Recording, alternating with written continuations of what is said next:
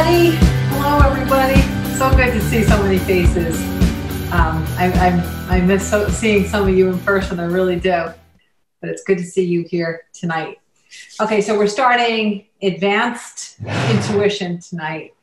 And what I want to do, just to begin, for a lot of you, this may seem like review, and that's really good. It should seem like review. But I want to make sure we're all on the same starting point.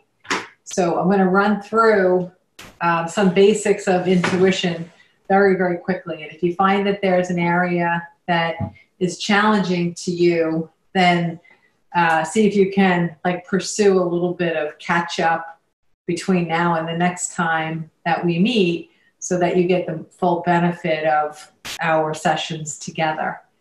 Mostly though, I'm sure that there won't be anything that's completely unfamiliar to you.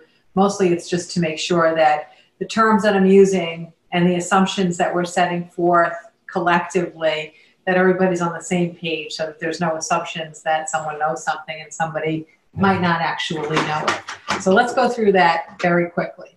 I'm going to start out with what I think is an all-encompassing definition of what intuition is, because even that we're pretty vague on. What intuition is it's the conduit to information that doesn't come from a physical resource, okay?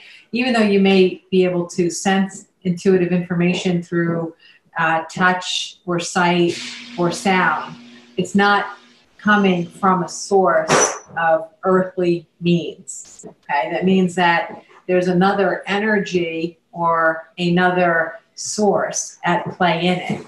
And it's returning you to the knowledge that you had before you were born. The key ingredient of intuition is that intuition returns you to a source of information of what you knew before you were born. Earth amnesia has separated us from that infinite knowingness, and intuition is our pathway back. One of the reasons why it's so much fun to develop intuition and to play with it and to see the miracles that it brings to us in our life as far as validation and messages and signs. One of the reasons it's so much fun is because it is returning us to the infinite wisdom and the infinite joy and the infinite limitlessness of our eternal journey. And it helps us to cut through that earth amnesia so we can return to those sources of energy. So I use that as a very, very broad definition.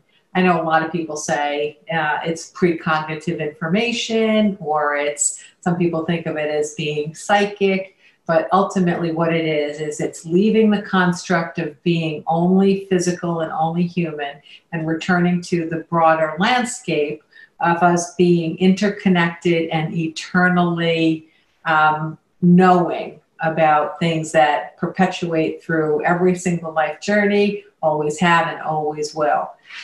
It's a little bit like if all of a sudden you remember something from when you were a teenager and the details start to come back. And even though you hadn't tapped into that in a long time, or you could have thought, I totally forgot about that until you reminded me, the knowledge is still there. We're just tapping in through intuition to a lot of the stuff we knew before we were even born altogether. And since universal wisdom is a better, more reliable resource for us to gain wisdom and knowledge and suggestions and tools and the information that we would typically get from human beings or from life itself, the reason we want to develop the intuition, in addition to it being fun, is simply because it's a better source of information. It's a better guide than most people will ever be a guide to us. And that's the tool we want to tap into.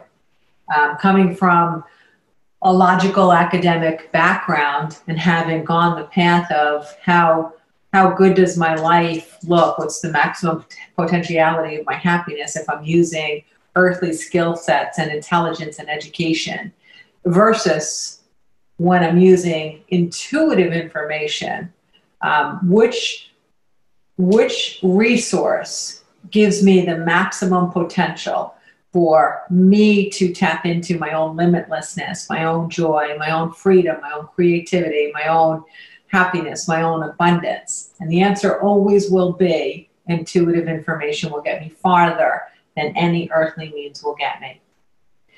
So here's a couple of things to recognize on a regular basis.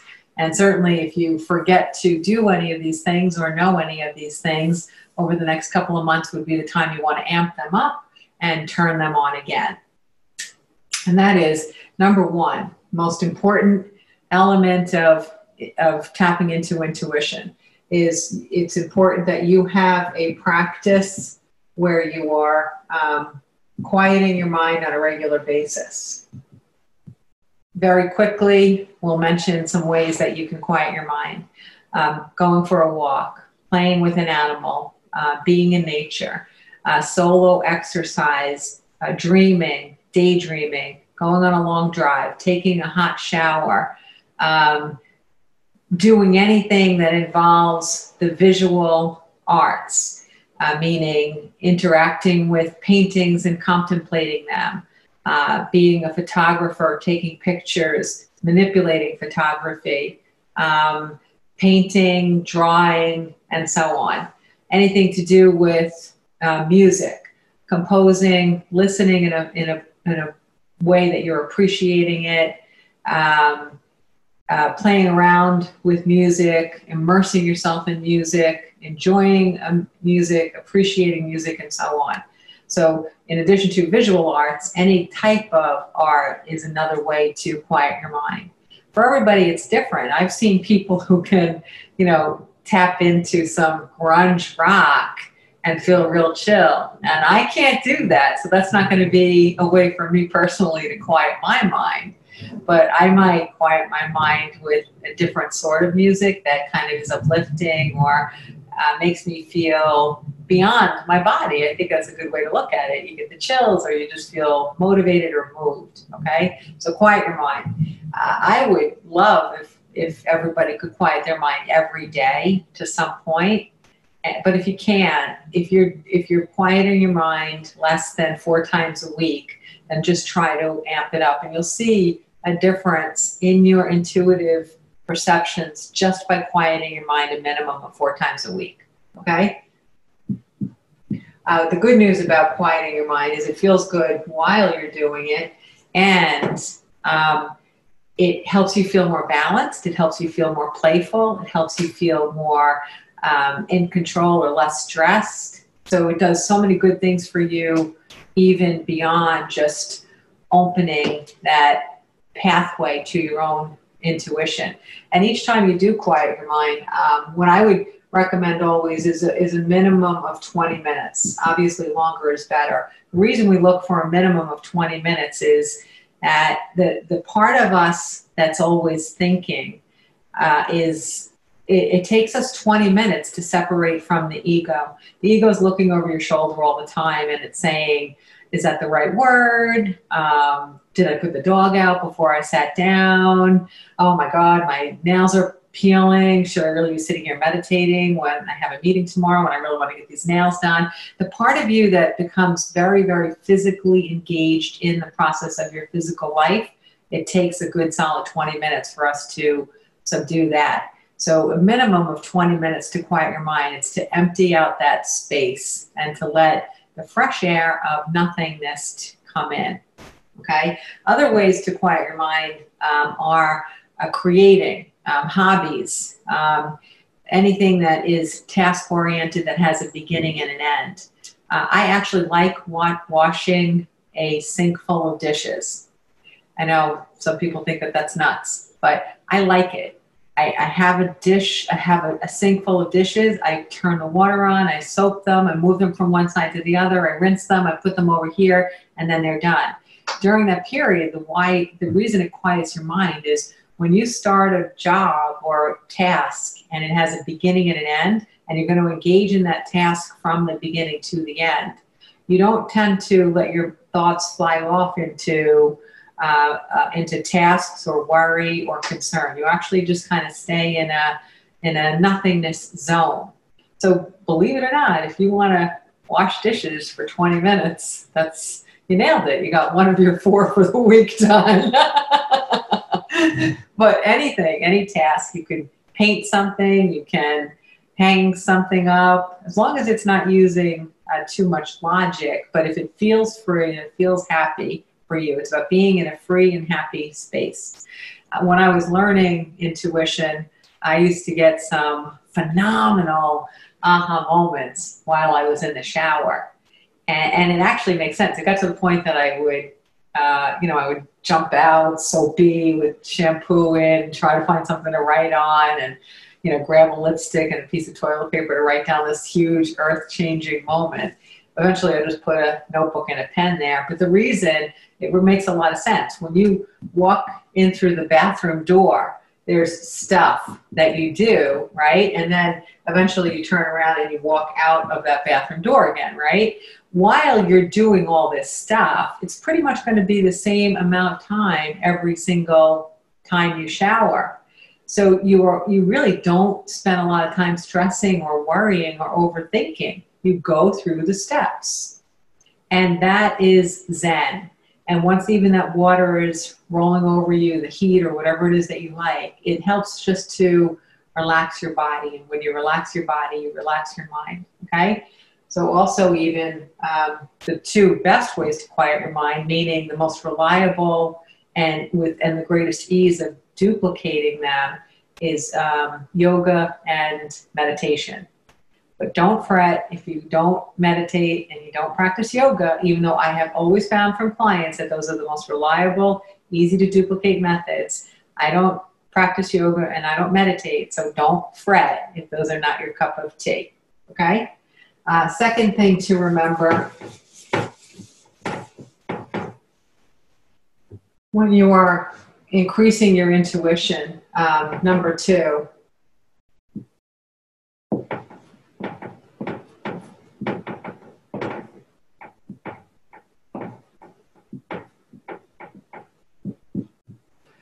you got to just suspend doubt. You have your whole life in this earthly body. You have plenty of people telling you things to worry about or be concerned about, or don't believe this guy, don't believe that girl, don't believe this, don't whatever. There's a lot of bombardment of information pulling at you, trying to have you pay attention or focus there. When it comes to opening the conduit that connects you to your eternal sources, it's important that you just suspend doubt. I don't care if you put it down for the next couple of months of this class and pick it up again when we're done. It doesn't matter. But just for now, just dump it. I'm an intelligent being. I've met a ton of intelligent beings.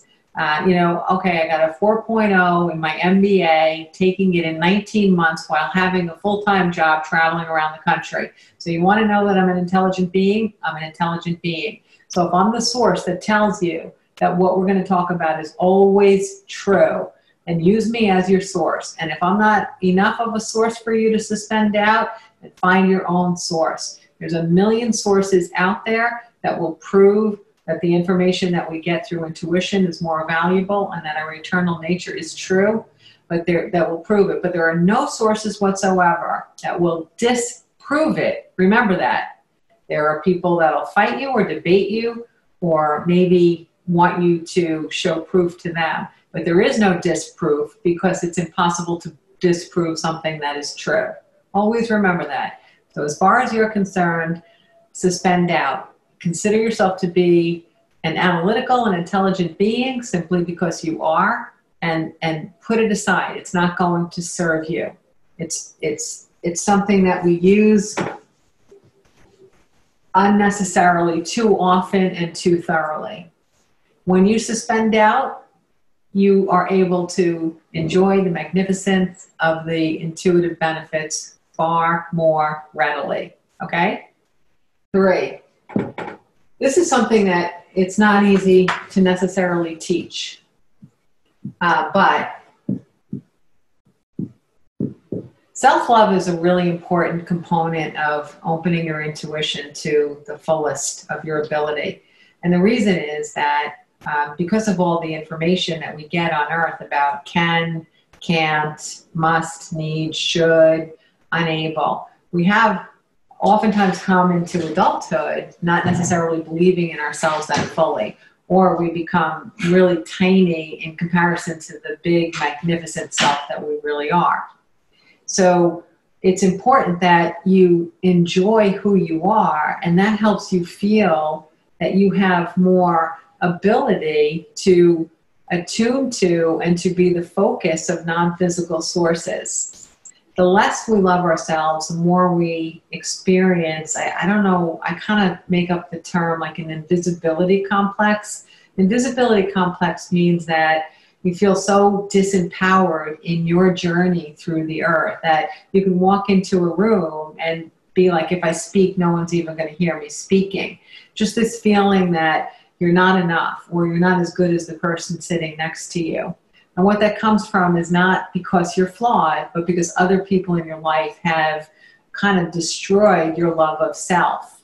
Love of self is one of the most powerful ways that we can realize that we are so worthy of the attention and the affection and the unconditional love and the resources and the tools and the signs and the suggestions that guides bring us. No, I'm not saying that you can't receive intuitive information if you don't love yourself. I'm just saying it's much harder to collect and appreciate and interpret and accept the data in all of the beautiful, never-ending forms that this comes to us. If you see yourself little, it's harder to notice something big or grand or wonderful that non-physical guides are providing for you. So even if you're only, while we're doing homeworks or we're doing exercises, even if you only try to amp up your self-love for those moments, then just do it. So put doubt aside, amp up your self-love, and then it helps you to become even more intuitive, okay? Other things really quickly, these are just reminders, and I know most people are familiar with it. My definition of a guide, it's the term I use. A guide is a non-physical source, and a guide can either have a body or not. I think this is something that might not be widely known, but we all have a higher self, and we can connect with our higher self. Our higher self is sort of like mission control center, and then they are the puppeteer helping us to move about so that we can maximize our soul's journey while we're here. So we have a higher self, which means that every other person that you know has a higher self. Someone else's higher self could easily be your guide, okay?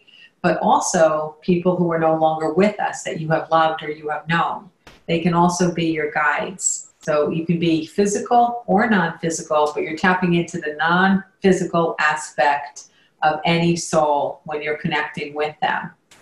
Our guides are not limited to past loved ones. They can be anyone we knew, anyone we know. It can be souls that haven't had a physical life with you now. It can be souls from history. We're not limited in the souls that we connect with or that we reach or reach us. I will tell you that one of the reasons it is challenging for some people to become even more intuitive is because if you remember from English Lit, right? English Lit, we learned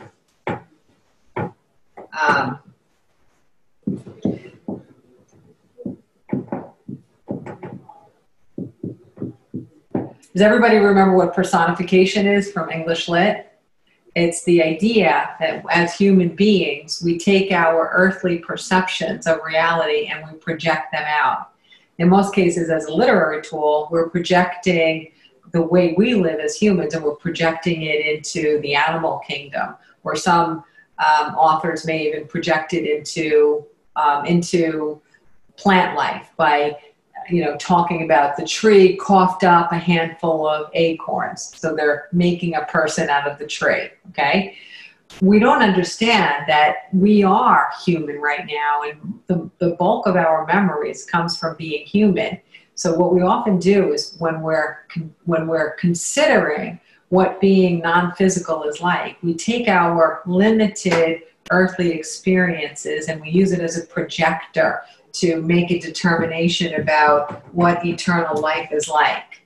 And personification means that we're taking the humanness of our experience, including all of its limits, and we're pushing it into our definition of what it means to be eternal. The problem with personification when we're considering our eternal journey is when, however small you have become because of whatever pain or struggles you've had as a human, you're going to take that smallness and project it into the energy realm. So you're either going to feel invisible to guides, or you're going to think there's a limit of the grandness of any non-physical source that they would bother to pay attention to you. I just want to look around. I want to see some nodding on that, because that's kind of a big concept for us to wrap our head around. Does everybody understand that? If you want me to give you more clarity on that, you can use the chat room. And I'm getting really good at checking the chat room now, especially because I'm going through a lot of material very, very quickly. Okay? So just feel free if I skip over anything too fast. Just go to the chat room. Okay? All right, here we go. Can you repeat? Okay. All right, so I will say that again. The issue with personification, taking our human lens of perception and projecting it into infinite reality, is that we take the smallness of wherever we live, not by our own hand. We didn't make ourselves feel small. The world or our family experiences or being human made us feel much smaller than we actually are. We're going to enter into the space of intuition development and communicating with guides from being from being small. And we're not small, okay? We're not small. And that's the thing that we want to overcome.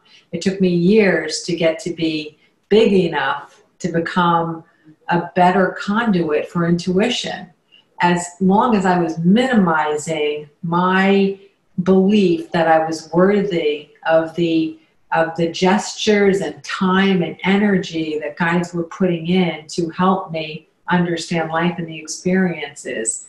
Whenever I felt guilty about that or unworthy of that, my ability to connect and interpret got smaller and smaller and smaller, as small as I felt in any given day. Okay? So we want to eliminate personification.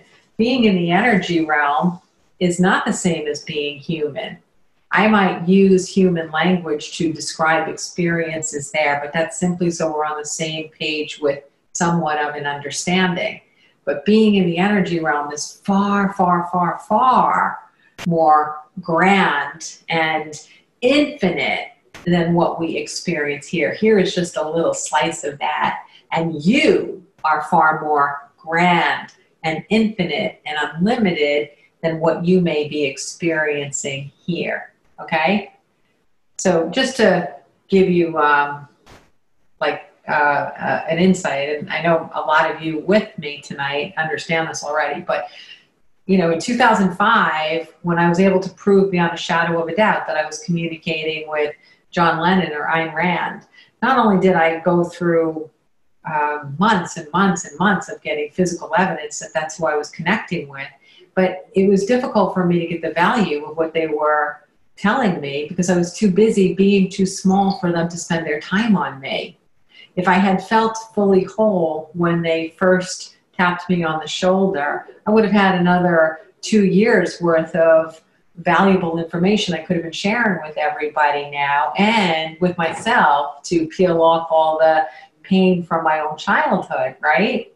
But trying so hard to grow into being worthy of that connection or that communication took a long, long time. So I'm just telling you, cut it out. Just be there. You are worthy, okay? And if they had come down and just told me that, they would have saved me a lot of time and pain. Okay, how do we overcome that? So letting go of being human. Yes, the easiest way to let go of being human is, again, if you stick with a regimen of ways to quiet your mind, quieting your mind and finding places that you find mini outlets of peace or sanctuaries, or you connect with something other than the thinking, logical, analytical, or suffering or negative aspect of being human. When you just separate from that through all of the means that we talked about in number 1, that's how you let go of being human. That's the reason it's critical to quiet your mind on a regular basis. Okay? Okay, good. Like I didn't have a heck of a lot of breaks today. And I was mindful of, like, I know my son really needed something and I had a half hour off.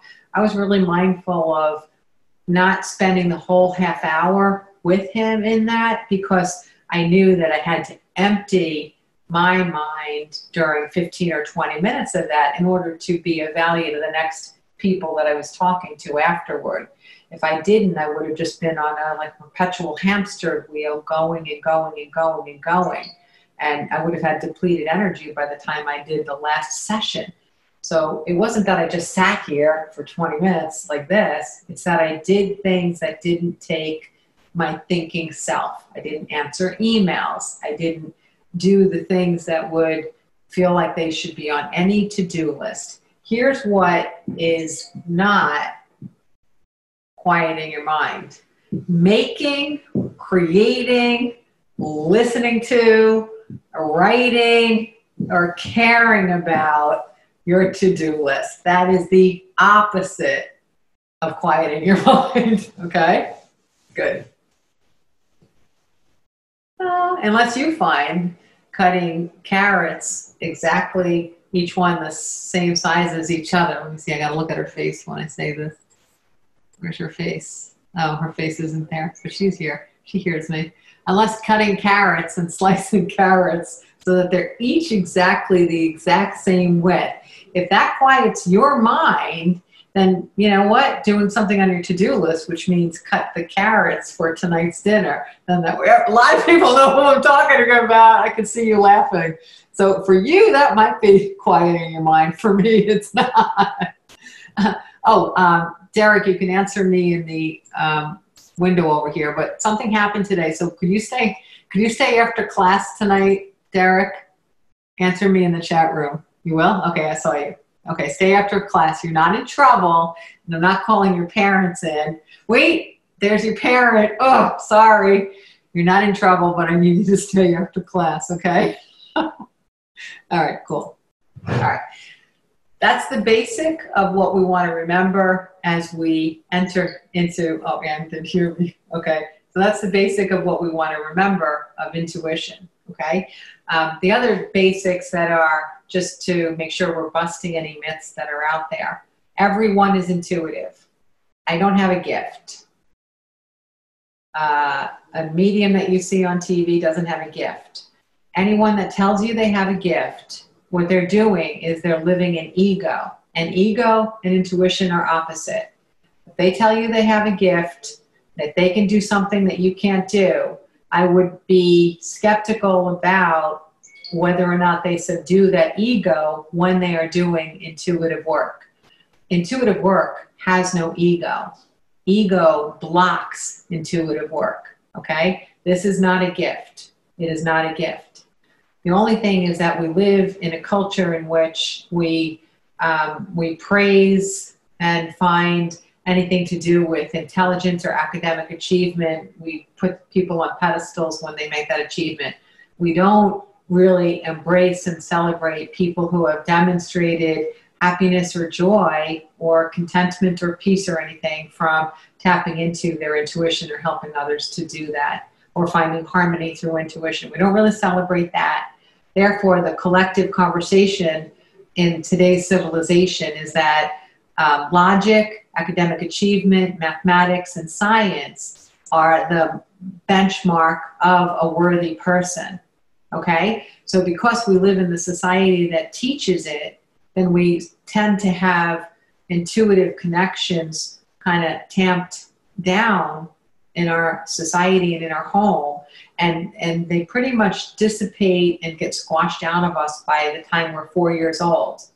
If you were raised in an unusual home that embraces our non-physical connectedness, you might have stayed intuitive all the way, and then you developed that to a level more than most humans did, but it was easier for you because you never got separated from it.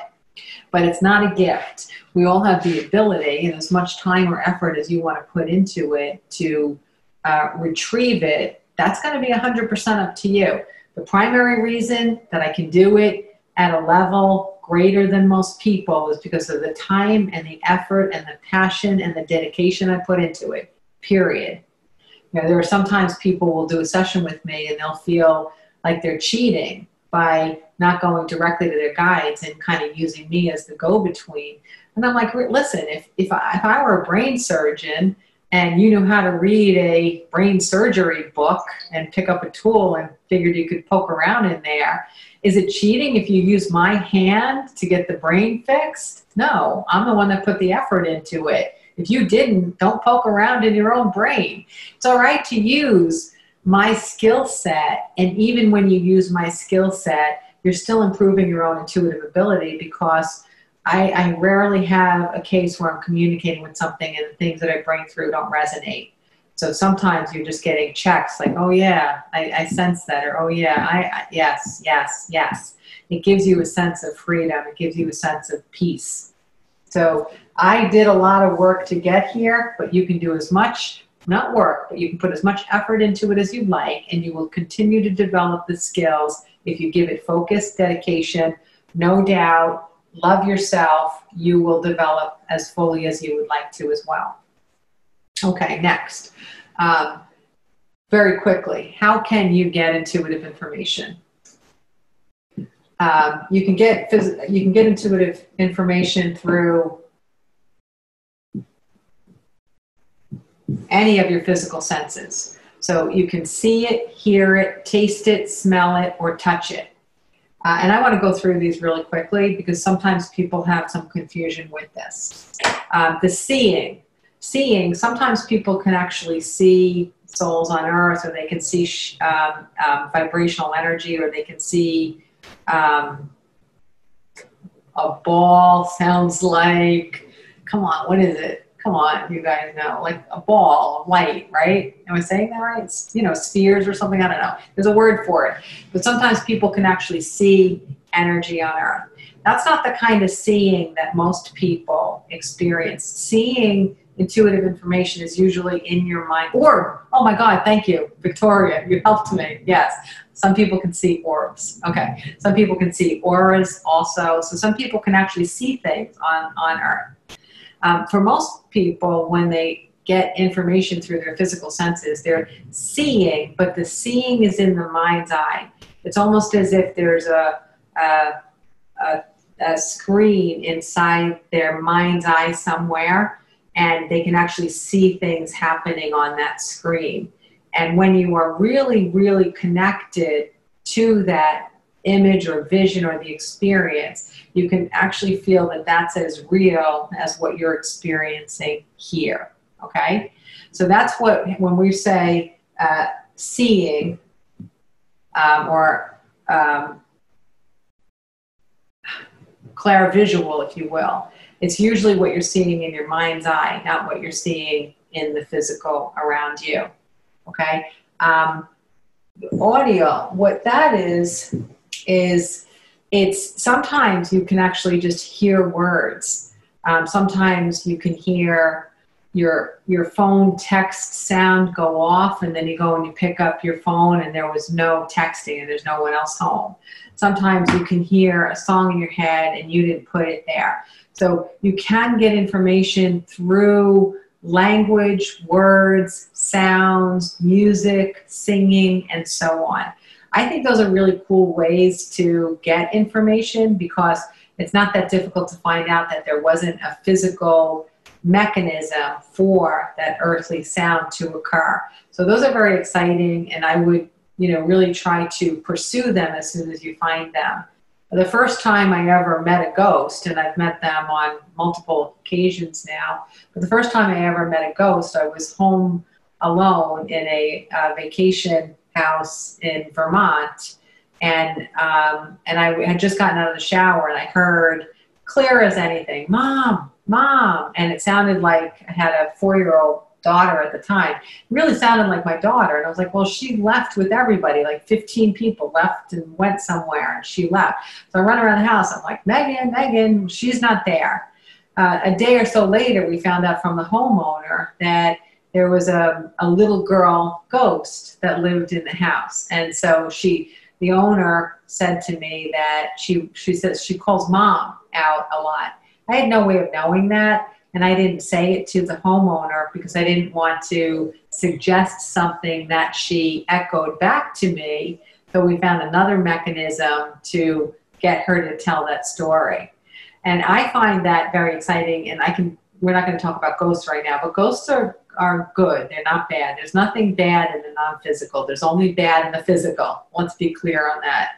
There's nothing bad in the non-physical. There's only bad in the physical. Humans are the only thing that can be, act, behave evil. Outside of human beings, it's not possible. That's one of the advantages of the earthly realm, is to find out when love is dialed down, what does it look like? Well, if it's dialed down to non-existence, that's what evil looks like, okay? I'm going to get to your question, Kelly, because it's a great one, but that's where I'm heading. Okay, taste. Taste is, there's two different kinds of way. One is when you eat something and you just get a memory, so it's sort of like nostalgic waves coming to you. That could often be when you experience that flavor in the past with someone. So it could be that person's communicating with you through that sense.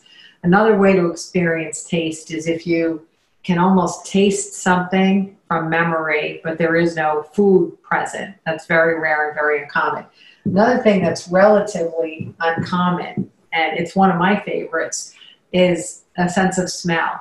It's when you get a scent and there's no traceable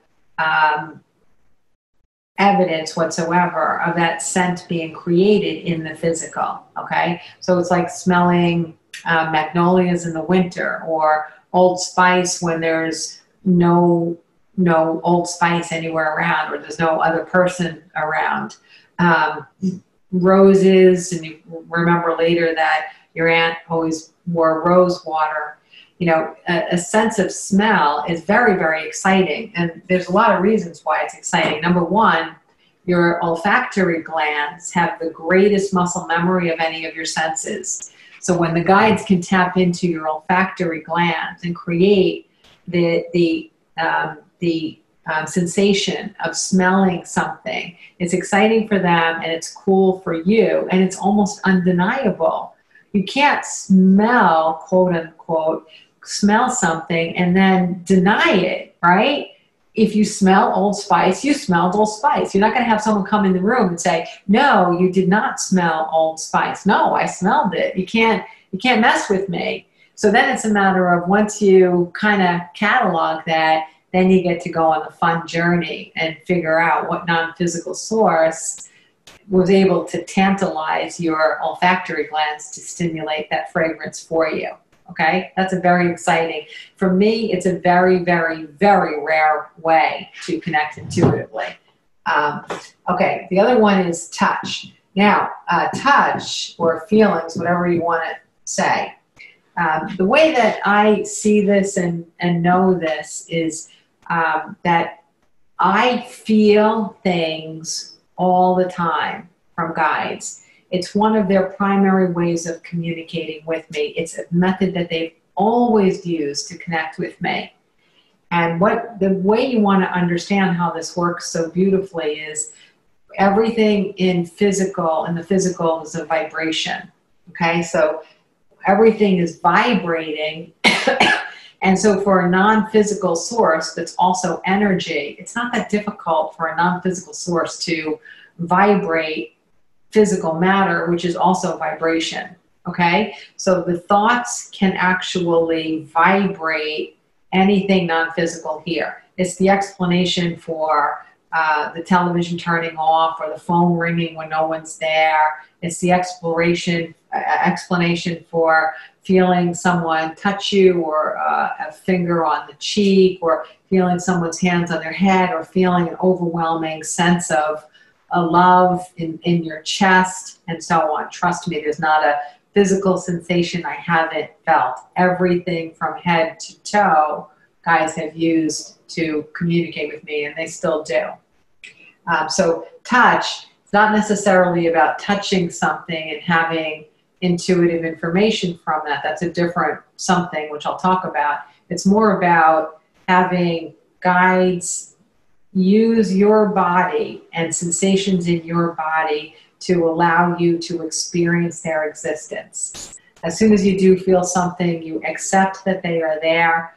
You allow the unconditional love. You know that you are safe because there's nothing evil in the non-physical. And if you embrace it and you welcome it, then it can grow. If you don't feel comfortable with it, you let them know that, and they'll find another method to communicate with you. There's also what I term, in addition to the physical senses, there's also what I term, I made up the word no. That's a hard K on the word no. Knowingness is something you know resonates with you, you sense it to be true, it's irrefutable, and it cannot be disproved. Knowingness is one of the strongest forms of getting intuitive information. Just a knowingness beyond a shadow of a doubt. Okay, another way is in our dream world. One of the reasons why dreams work for a lot of people is because when you go to sleep at night, what you're resting is the left side of the brain, the part that keeps you connected to the negative storage of experiences, plus logic, plus analytical reasoning, plus time, plus to-do lists and analytical thinking. All the stuff that keep us really busy in our heads, all that goes to sleep. Worry, that goes to sleep. So what happens is when you sleep, your soul is free to roam. And your guides can get in there very easily and share stories and give you suggestions and bring you to experiences. So the dream life is oftentimes a very, very, very useful and beneficial tool for developing intuition. And when we're doing advanced intuition, it's a really good idea to keep a dream log while we're doing advanced intuition development, because it's a great supplementary information to get augmentative information as we're moving forward, okay? I will explain that it's a really good idea to keep a notepad on your end table and a pen. And you can, what I actually did in the very beginning was I would set a little alarm for 3 o'clock. When the alarm went off, I would just pick up the pen and I would start to write. Don't think.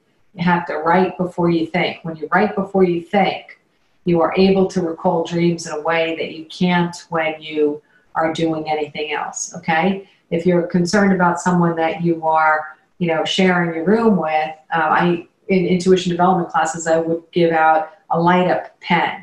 So we always have a light up pen on our nightstand. You just use that light up pen, and you're not even bothering anyone with any light. And also by not turning on the light, you're not bringing yourself out of the state of consciousness in which the guides communicated with you through the dream to begin with, okay? Lastly, if you don't want to wake yourself up, trust me, I understand that. But when you do wake up in the morning, before you remember your name, write down your dreams. As soon as you remember what day of the week it is, that you have a dog, that you have a name, as soon as you remember those things, you have lost 90% of your dreams, okay? Everybody dreams. The difference between one person to another is how much they recall, okay? So writing down your dreams, you've got to write them down before you think. Thinking is the opposite of remembering this state of consciousness, okay? The reason some dreams are nightmares or feel dreadful is because there's a message embedded in those dreams that are very, very beautiful. You can, sometimes people will come to me with a nightmare and I can help them interpret it.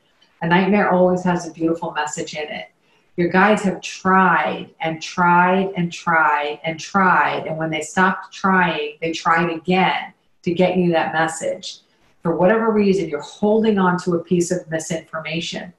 The nightmare, usually it's like getting a cold bucket of water on you in the middle of the night so you remember it, with the goal of getting to the correct interpretation of that dream, then you can finally get the message that it is that they were trying to give you, okay? This is a worthy time to pause and give an illustration, because we've all had this experience. So I trust so much the people that sign up for anything that I do. So from soul to soul, I'll share a story. Not something I would probably do totally in public, but this is a great illustration of the nightmare process.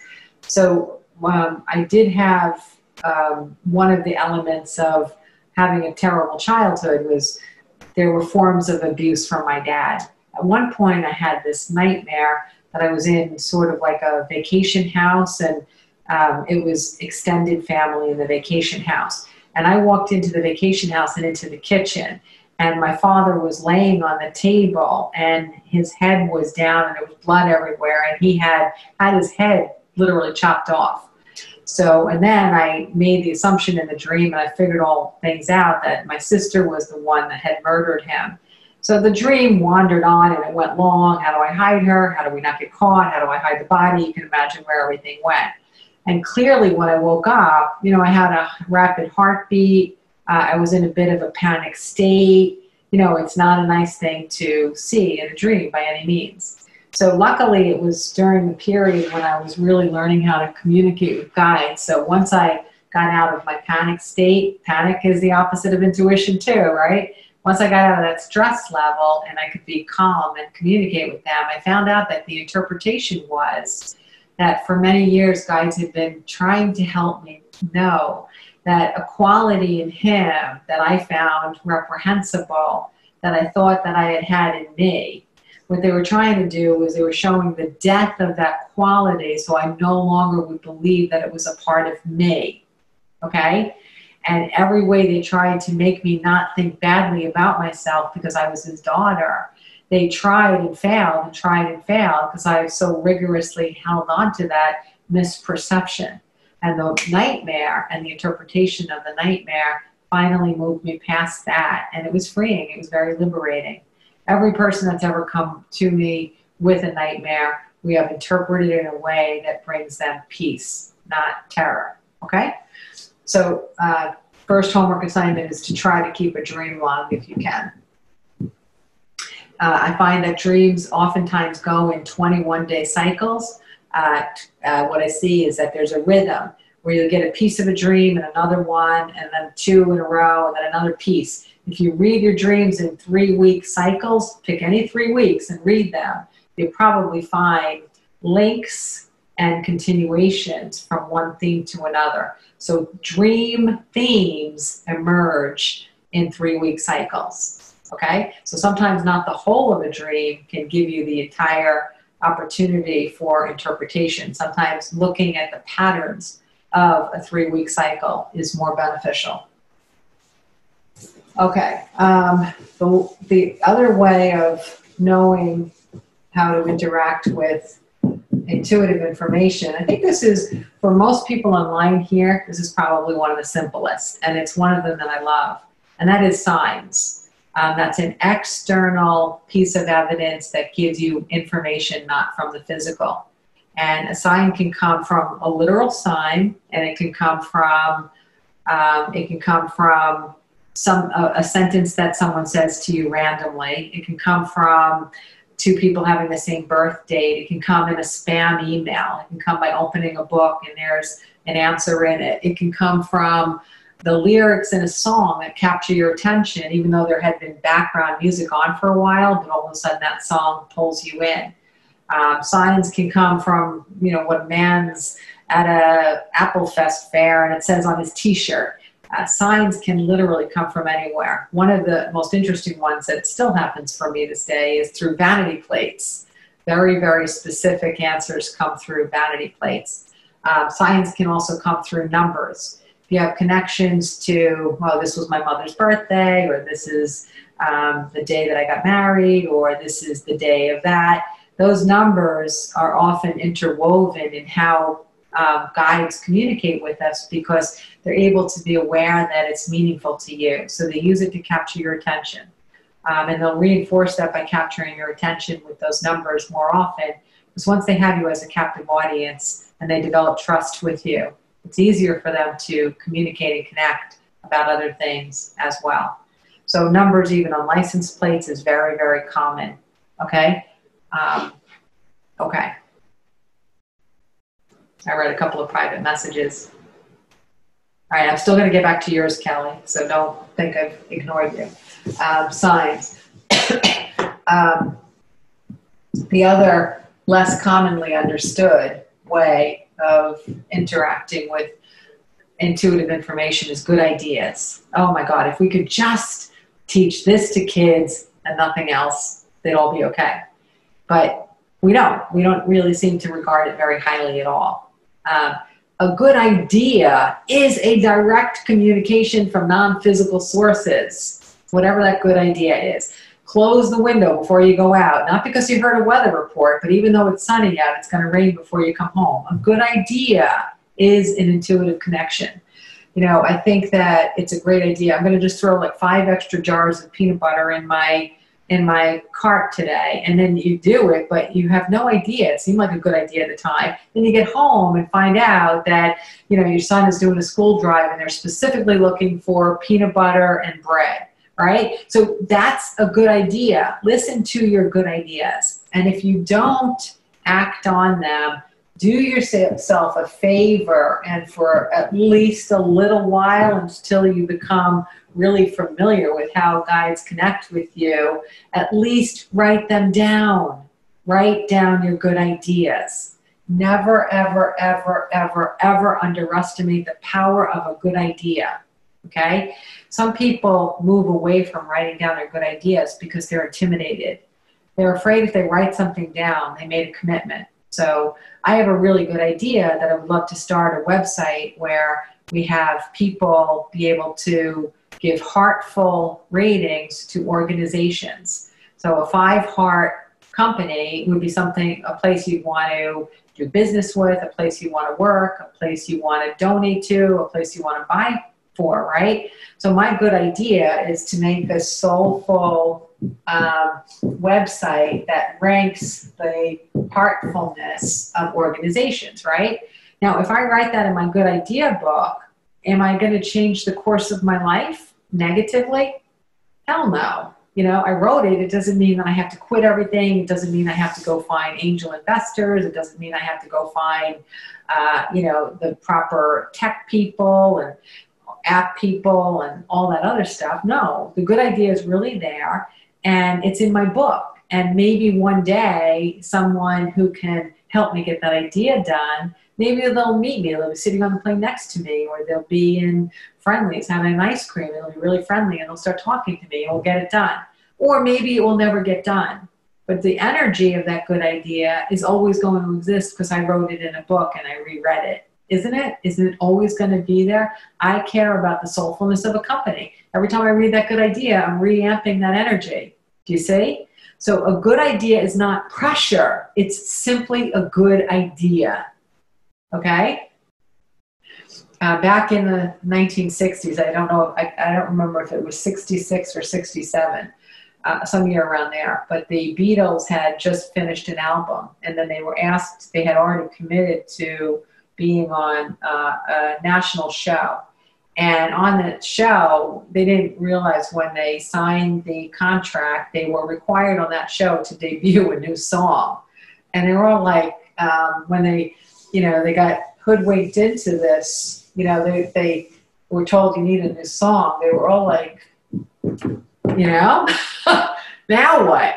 Well, luckily, the Beatles were pretty good about jotting down their good ideas. So one guy opened up a book and found All You Need Is Love, and before you knew it, within 15 minutes, that song was written for their debut on that show. Does you follow? So you never know what a good idea might bring you to. You might become the next Beatles. You never know. But the most interesting thing of good ideas is over time, when you reread them, I find them better than rereading your own diary, because your good ideas tells you more about who you are, what you value, how non-physical sources communicate with you. And you also get to see, I wrote this in 1999, and I actually have a business that does all of this now, and I never went back and reread it. It is exactly what I'm doing. So good ideas, not only is it a download of intuitive information, but it's also a communication with the non-physical. As soon as you think something is a good idea, your guides just found out enormous information about you. You wrote it down in your good ideas log, so therefore you value it. Therefore, it's worth pursuing with you and building in you, okay? I'm not going to go into the long details of a story, but I was compelled a while ago, one time, to write a letter to corporate, like with a pen and paper and a stamp, because of how exceptional a young man employee was. And I did it. And the next time I went back to that place, he was gone. And I was told that, like, overnight by surprise, this guy was called to corporate, and he worked in corporate and got a promotion. Did I create that? I'm sure I contributed on some level. So pay attention to your good ideas, okay? And you don't have to act on them, so don't be intimidated by them. This is one of the most beautiful sources of intuitive information, okay? A lot of people don't talk about this that much because it seems to be a little less common, but precognitive information is also a way we can get intuitive information. Precognition is simply knowing something before it occurs. Precognition is not apt to be a 24/7 ongoing experience. So precognitive information is also something you want to jot down in your good ideas log. You know, put it in the beginning or put it at the end. But keeping a track of these intuitive experiences really helps to expand it, okay? And it could be something simple, like I thought of an actress that hasn't been on TV in 20 years, and all of a sudden I turn on the TV and she's in the show I'm watching that night. Like, it's pretty cool when it happens, and it's certainly worth writing down because it gives you confidence. And even more so than giving you confidence and helping you believe in the process, it also tells your guides how you hear them, how you hear information, how you know your own intuitive experiences, okay? So precognitive information, write that down as well. Record that. One of the other ways we get intuitive information is just, you know, plain old feelings in the gut. And that's really reliable, really reliable. If you feel pushed away from something or moved towards something, or some people get a feeling that's uncomfortable in their chest, and some people get a feeling that's uncomfortable in their, like, stomach area. When you get those feelings, honor them, because it's asking you to pay attention to not do something, to not go somewhere, to not participate in something, or to do something, or to go somewhere, or to participate in something, okay? And it's relatively reliable. There's a big difference between an intuitive pull like that and fear. Fear is generalized. Fear is something that you have developed over time. Fear is something that you know has no source or root. Where an intuitive feeling of pushing back from something, it comes very, very quickly, okay? So if I always saw a man wearing a coat that looked like that, and I always got pushed back, it's not intuition, because I'm always afraid of this. But if one time I see a guy and he's wearing that kind of coat and I get really pushed back by that coat, then it's intuitive because it happened, it landed, and I don't have any basis for seeing how fear led me to that moment, okay? So if you're like, if you just raised a teenager and they just got their driver's license, you know, getting a knot in your stomach every time they pull out of the driveway, that's not intuition, that's fear, okay? That's just being a parent. Okay, so one thing, and I always find one of the differences that dominates the genders is that men believe they're less intuitive for the most part than women. And the reason is men's intuition has oftentimes been channeled into money-making endeavors more so than into raising children or gut experiences or feelings. How women are more encouraged to have these conversations and to experience and follow it, where men in the workplace, since even all the way through today, they've been drilled into believing that they have to, they have to be the bread earners and they got to earn more and they're only as valuable as their income. So because that's what they're trained to believe, when they are intuitive and it translates into successfulness monetarily, they never recognize that intuition is what brought them that financial success. They more so think it's hard work or networking or education or intelligence or something, but they won't usually credit intuition. But anyone that succeeds at anything at all, from soccer to being a CEO to being an awesome mom, anyone that succeeds at anything is more intuitive than those who don't succeed at it, period. No exceptions, period. Okay? Okay, so let me get to Kelly's question. Are some people predisposed to a certain method of receiving information? What I've seen over and over again is that oftentimes the method of receiving information that we want the most desperately is the least one to appear. Because intuition does work hand in hand with enlightenment principles. And if you become too attached to an outcome, you're less likely to receive information through that method. That's why relaxing and quieting your mind is so important, because you let go of your attachments when you quiet your mind. It's one of the elements of quieting your mind. So if it's, you feel like you're not intuitive at all unless you actually hear your guides, guess what? The last way you're ever going to sense them is hearing them. And the more attachment or the more desperation or the more need you have, the less likely it is to happen. Any feeling of desperation or attachment or micromanagement, those put up layers of resistance that makes it very, very difficult to break through. So what you want to do is believe in all the methods that we just ran through quickly in our review process.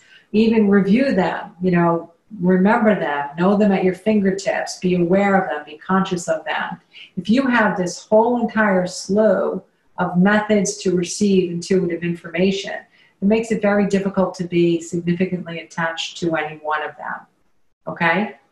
So if you, for example, will say again, imagine you only wanted to hear your grandfather. Now, imagine later on tonight, you're in the den and you get a big hit of Old Spice, and that is what he wore all the time. And no one in your house ever will, wore Old Spice. Are you going to say, Grandpa, I get you're here and all, but I don't believe it because I didn't hear you? No. You're going to be like, cool win. Wait till I tell Karen, right? So don't shut something off because you wanted it to be in another way.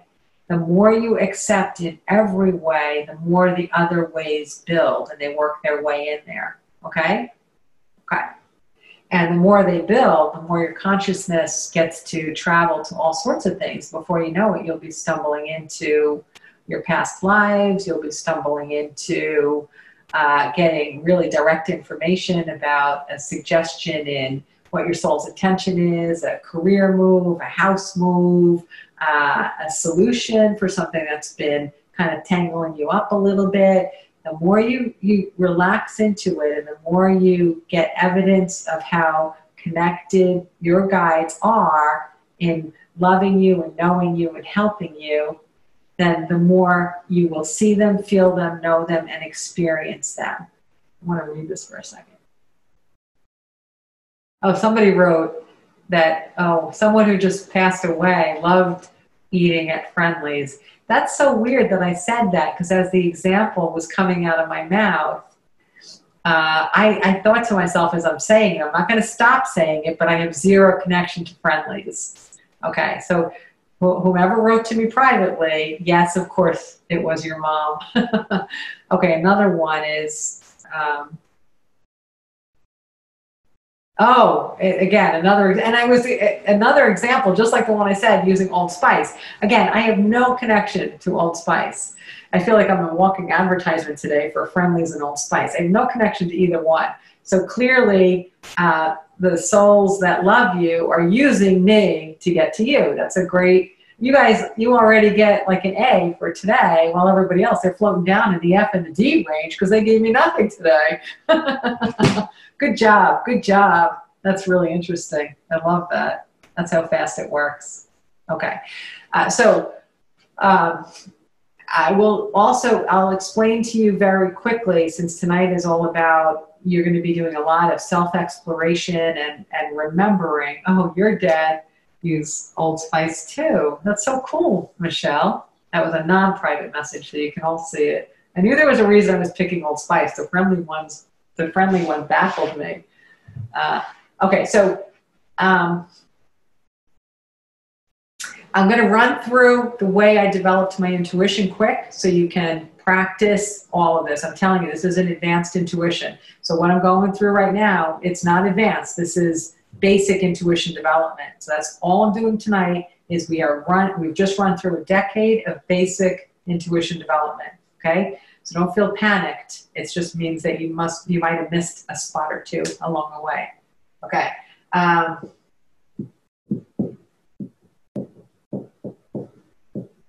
Auto writing is after you quiet your mind, you sit down with a pen or you sit down with your hands on a keyboard or a pencil and a notebook, and you have no need to direct the words that flow through you. You simply record what you hear.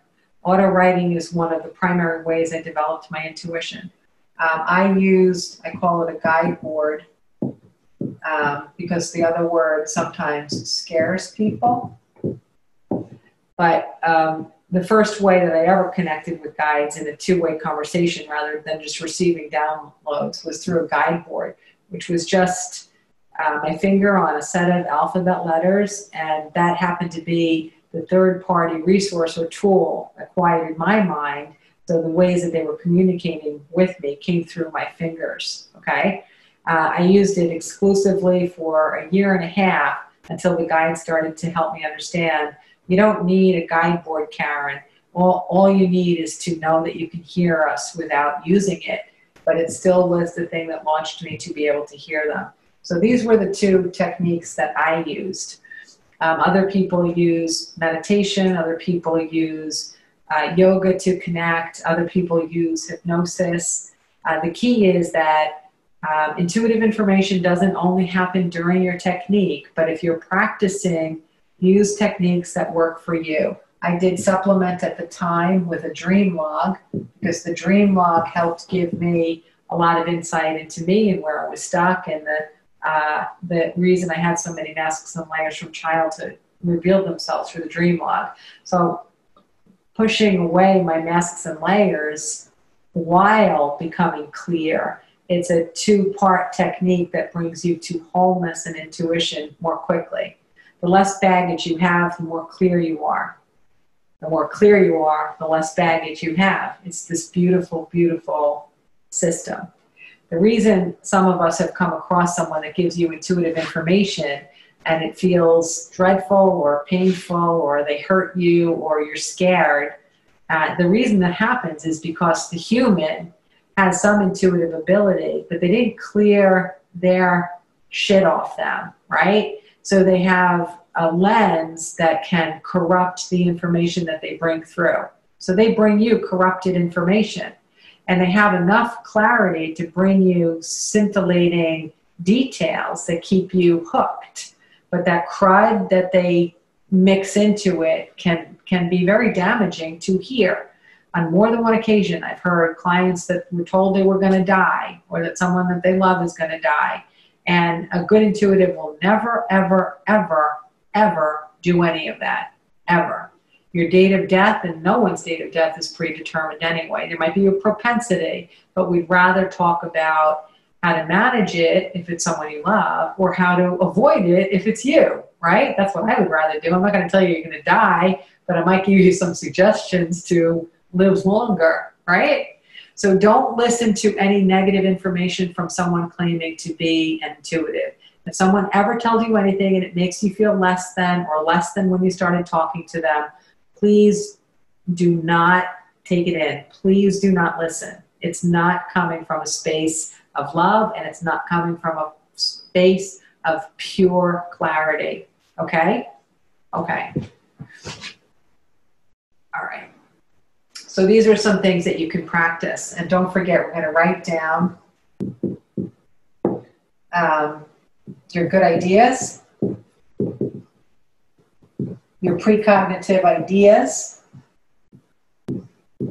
And since you're writing anyway, just in general, just on a regular basis, just write down the intuitive hits as they come in any way, whether it's a license plate, a sign, whether it's somebody says something and they're standing near you, whether it comes through a book, just try to jot them down. When we are wanting to become more intuitive, guides put a lot of effort into seeing how you receive information. They put a lot of effort into seeing how you experience them. And when they find ways that can communicate, that you get excited about, that you feel appreciative of, that you are having fun with, that you can hear or see or feel or touch, they're going to do everything that they can to open up that method more for you, because they want you to feel expanded. They want you to connect. They want you to be intuitive. They want you to remove your earthly amnesia. They want you to expand into being as magnificent and rich and beautiful and fantastic and limitless as you really are. Okay? So when you actually jot things in your log book, you're giving sort of like some cheat notes to your guides where they know better than ever how to connect with you and how to grow their connection with you. Okay? I was giving a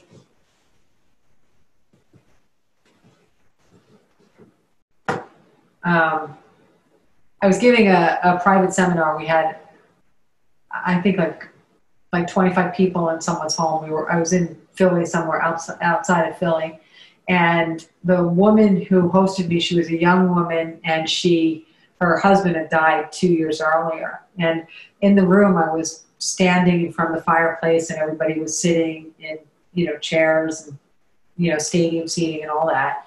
And we were going through, and all of a sudden, as I'm talking, somebody screams out, and she's like, "Look at the clock." And there was a clock on the mantle behind me, and it was just ticking the time. It wasn't the right time, but it was just ticking the time, so I didn't think too much of it.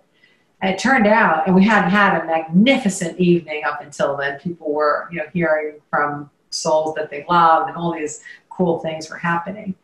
It turned out that the minute her husband died, the clock on the mantle stopped working. She took it to a clockmaker. She changed the battery. She'd done everything. And no matter what she did, she couldn't get that clock to start again. As we were talking that night, and all this magnificent proof and evidence was coming through, the clock started working again. Okay? And beyond that story, I could tell you 1,000 others like it.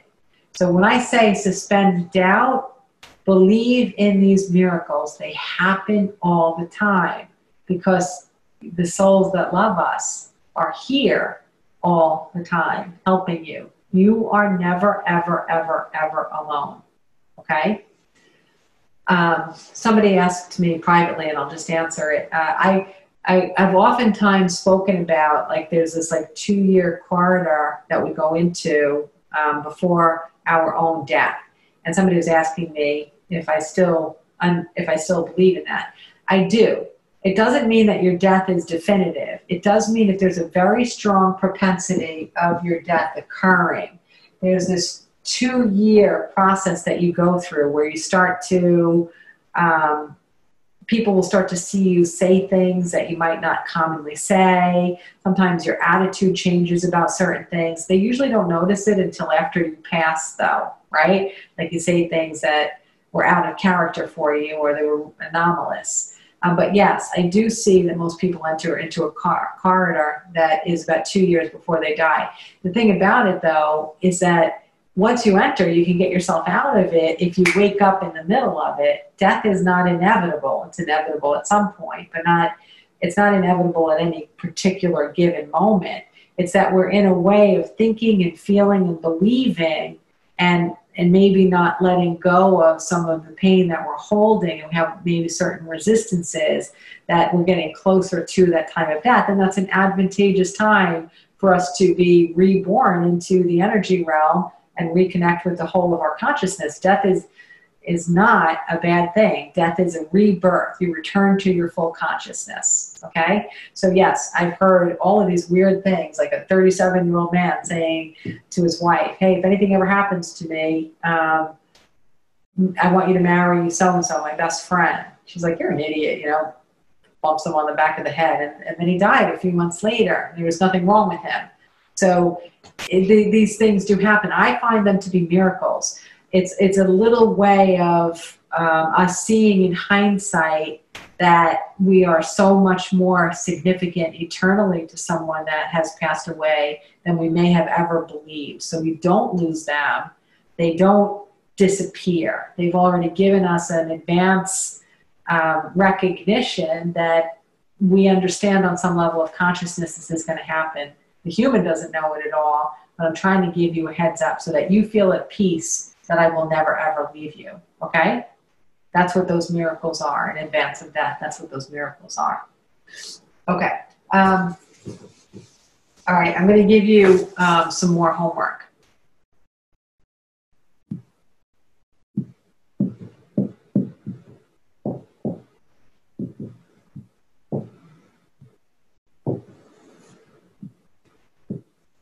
Okay, your first homework assignment, other than all the homework that I gave you already, the first homework assignment is to just do a quick, it could be 5 minutes, or put a piece of paper down somewhere and scribble things on there whenever you walk by it or something bumps into your head.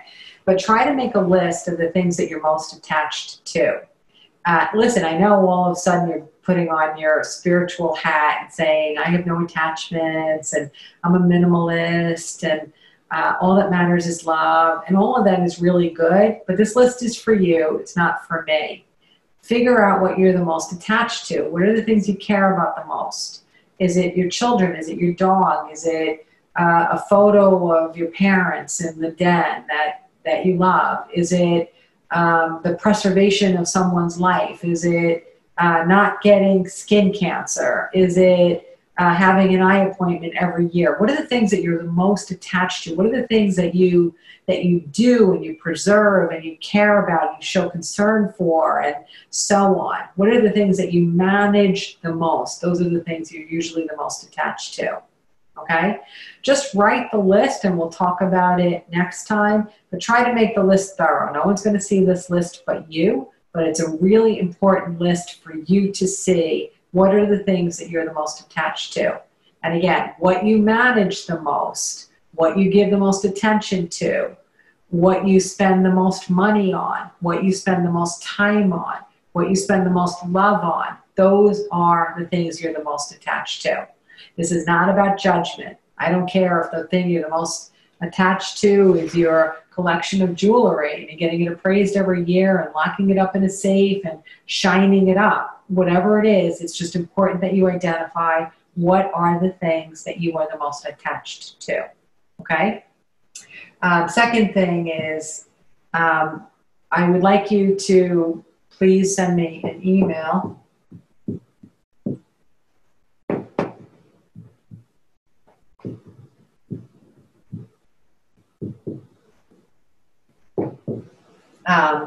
Karen at KarenGarvey.com. It means I'll get one email from every single person, hopefully, and I don't have to track you down, because the next part of the homework assignment, I can't do it, but you have to do it for me, okay? We're going to need a partner next time from the class. And I prefer it be someone that you are not incredibly close to, certainly not someone living with you. It's better to have a partner who maybe you know them or maybe you totally don't know them at all. So in your email to me, what I would like to know is if you have connected with someone that's online here tonight, tell me who your partner is. Who is your partner? And if you want me to assign a partner to you, then just give me permission to share your contact information with that person and tell me what the best form of contact is, whether it's cell or email. Give me both in case they don't want that other form of contact, of course. But tell me if you prefer cell, text, or email, and I'll try to get you two to connect on the same preference, but if not, we'll go to the other preference. Because I want you to have your partner right away. I will, after I hear from everybody and I know who everybody's partner is, I'm going to give you another written homework assignment, okay? But I can't do that until I know who everybody's partner is. Are we all clear on that?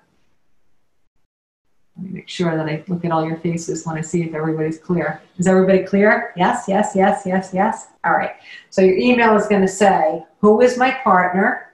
If it's not somebody that I'm way, way, way too close to here. And the second part is, can I have permission? What is the way you would like to be contacted if I have permission to connect you to a partner? Okay? So I did tell you when you signed up for this class that there would be a lot of homework. So you can laugh now or you can quit. If you withdraw from the class now, I'm going to have to put a WF on your record. Remember when they used to do that? I'm only kidding. You can withdraw and I won't give you any F on it. I'll write F, and then the F would be for fun. I was having so much fun, I didn't have enough time for all the homework, okay? Okay, don't withdraw. Let's just keep doing this. We're going to have fun. Anybody have any questions they want to talk about in the chat room? Any intuitive questions or any experiences you want to unmute that you have a question about something that I spoke about, you have an illustration of something that I spoke about tonight, something that you would like to share? Let me look at everybody. Anybody want to raise their hand and share with me a little miracle, like the clock starting? All right, Ricky, can you unmute? I got you. I have an old window in my home. I have obviously a bunch of windows. One of them is old, and we have we put like a little double pane on it because it leaks. It doesn't leak, but it's drafty. And I walked by the other day, and out of nowhere there was some condensation in between it, and it was the picture. It actually what caught my attention at first was I've been seeing a lot of butterflies, so it looked at first like a butterfly. And I was like, oh my God, this is so amazing. There's a butterfly of condensation in my window. And when I looked closer, in the middle of the butterfly looked like an angel. I sent the picture to Karen. Didn't it look like an angel, Karen? It was one of the most clear images I've ever seen in my entire life. You know what I also saw in it, Ricky? If you look at it again, you still have the photos, right? Yes. I also saw, and go back and look at it. That's why I wrote back, and the last thing I wrote was bear hug, okay? I know that the angel was there, but there was also, go and look at it, there was a perfect, absolutely perfect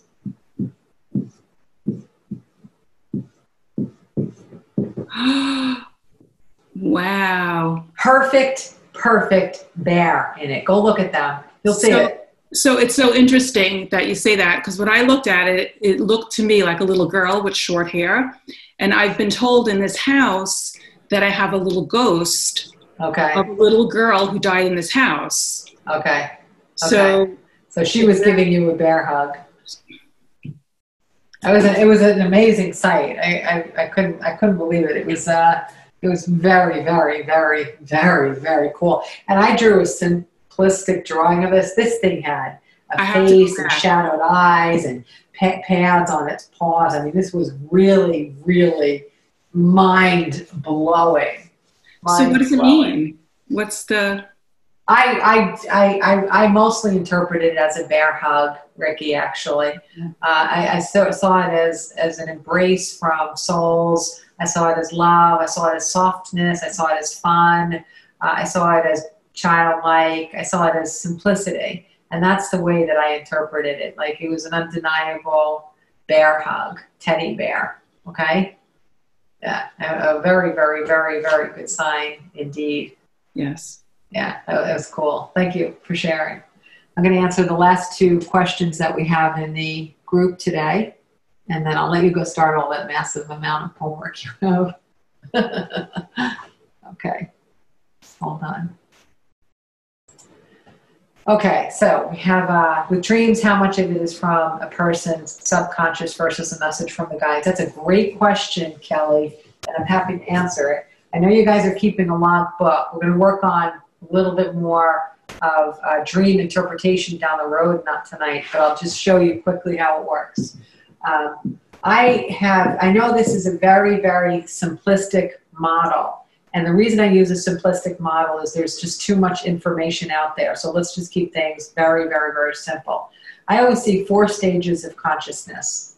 We have awake, we have asleep, we have beyond sleep. So I see this as all memories.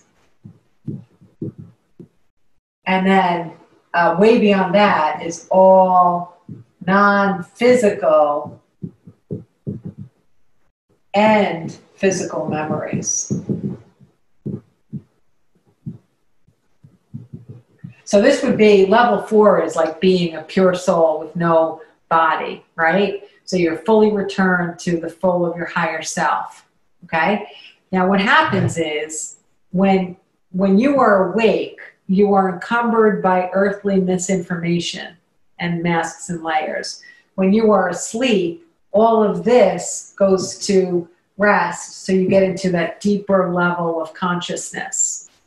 When you wake up, you've already gotten the download. What we do unknowingly is we take some of our earthly consciousness and we use it to interpret our download, okay? And so sometimes it gets a little bit messy because we're using our perception of earth reality to interpret our own dream or to put a story to our own dream. But the dream itself comes as a pure download. It's the opening and the interpretation of that download that sometimes misuses our awake information. All right?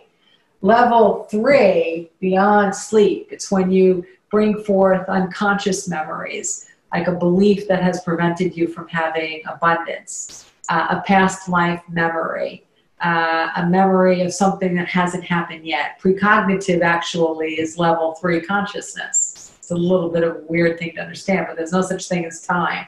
But leaving this time and space is level 3. And level 4 is when you return to the full consciousness of your soul. Some people almost get there through a near death. I get there closer than anyone, I believe, but I don't have a near death to get there. I just go straight back to the energy realm, which is how I get so much access to more clear information. Okay? So what mixes it up, Kelly, is what we assign to it.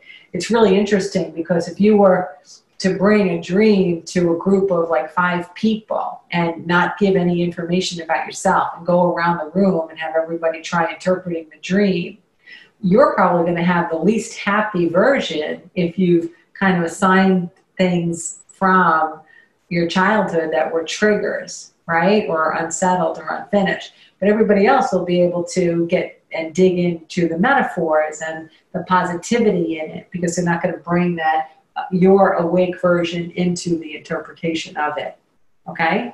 But dreams are connections. The other part of this too, which I think is kind of woven into your question, is a dream can be contact, a direct communication or visit from a non-physical source. People who have had a visit from a loved one, they know exactly what it is. It cannot be misinterpreted.